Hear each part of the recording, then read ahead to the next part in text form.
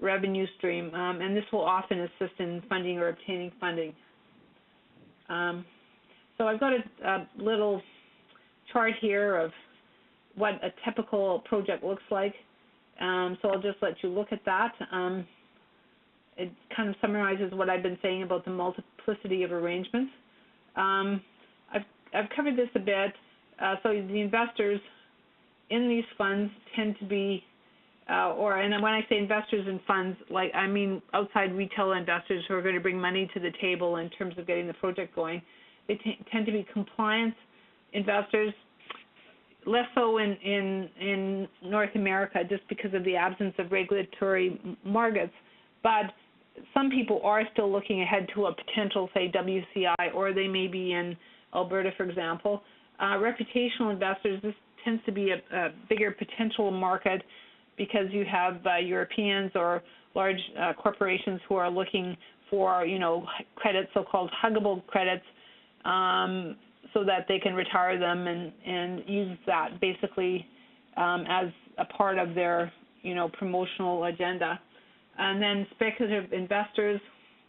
Right now, not so many speculative investors because it's not clear what's happening with the regulatory regime internationally.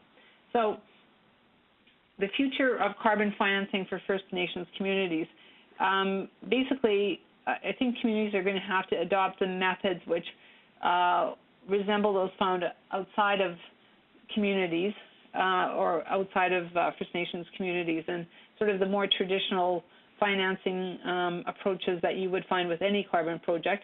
I think there'll be a limited dependency on government sources, partly because the money's tight and partly because at the end of the day, communities are probably better off raising their own capital and owning their own projects.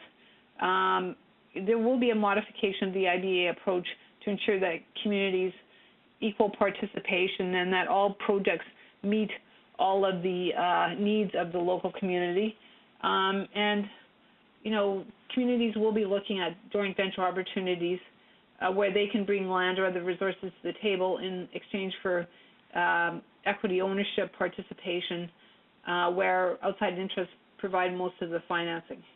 So that's basically my presentation. Again, if you want to send me a question, you can do it through iChat, and I turn it over to you, Doug.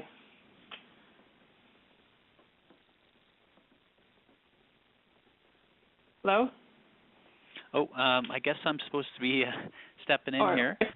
Thanks again, Barbara, for giving us. I'm here. Can you hear me? Great.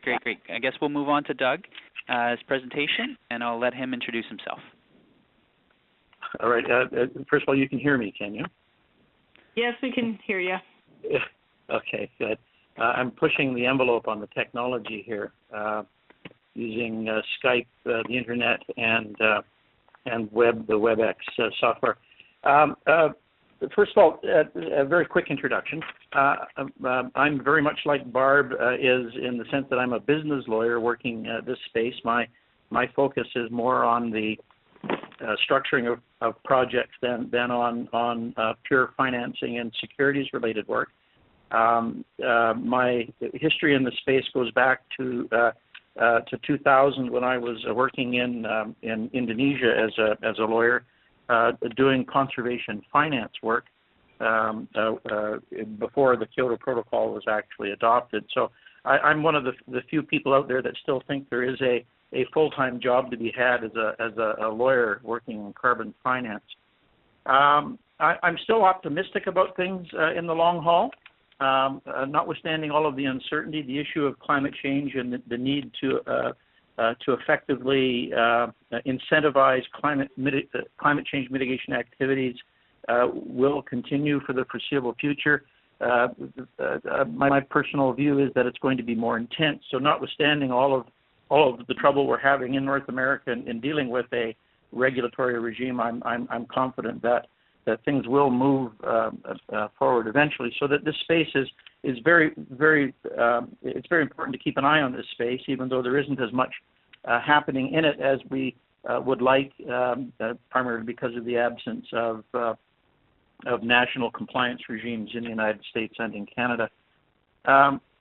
there's a mixed bag of people that are active in this space in Canada.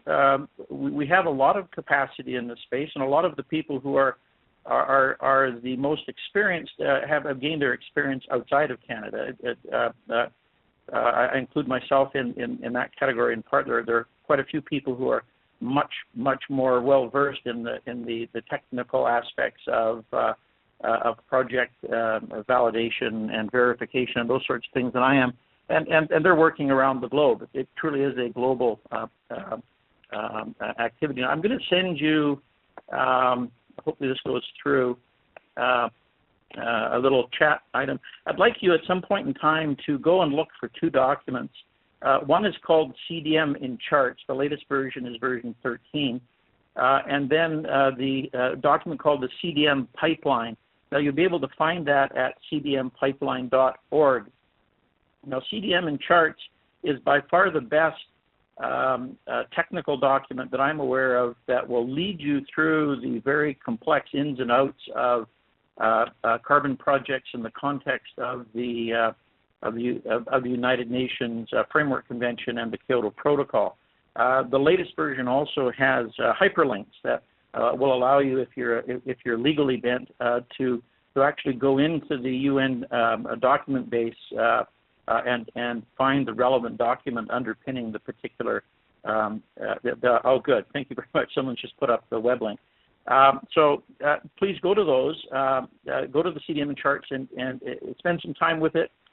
It is a little bit rough going at the beginning, but believe me, you'll get up to speed much faster by working with it than by trying to piece it all together yourselves. So the CDM pipeline, the URL there is now on the chat line, is something that tracks clean development mechanism projects around the world, and the latest numbers are up in the 6,000 to 6,500 different projects. It's an enormously useful database that will tell you what sort of project activities qualify, and to give you a surprising amount of detail on each individual project in terms of types of technologies that are used, the credits that are created by the particular project in its context, and I can't recommend it too highly. But before I get into the presentation, I thought I'd give you a very quick rundown of the work that I'm doing presently, and it'll give you an idea of what is happening. It's a very small slice of what's going on in Canada and internationally, but it'll give you a sense of the diversity of the work. I'm actually out here in Singapore working on a very large reduced emissions from deforestation and degradation. It's the RED Plus project. It's a 2.2 million hectare landscape in Indonesia, and the most prospective approach to it right now is using the recently approved voluntary carbon standard protocols dealing with